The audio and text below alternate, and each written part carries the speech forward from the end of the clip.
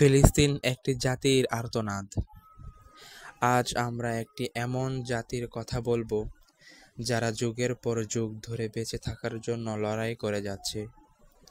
ফিলিস্তিন। ফিলিস্তিন মানে শুধু একটা ভূখণ্ড না, ফিলিস্তিন একটা গল্প, একটা প্রতিরোধ, একটা কান্না আর এক অত্যন্ত সাহসের নাম। শিশুরা যেখানে খেলনার বদলে পাথর তুলে নেয়, মায়েরা সেখানে সন্তানকে ঘুম পাড়ানোর আগেই বিদায় বলে দেয়, সেই ফিলিস্তিনের কথা বলছি আমরা। তারা কেবল নিজের অধিকার চেয়েছে, নিজেদের মাটি, নিজেদের ঘর, কিন্তু পেয়েছে বুলেট, বোমা আর অবরোধ। হাজারো শহীদ রক্ত দিয়ে লিখেছে স্বাধীনতার গান, আজও সেই রক্তের ছাপ শুকায়নি। আমরা কি পারি না শুধু একটু সচেতন হতে?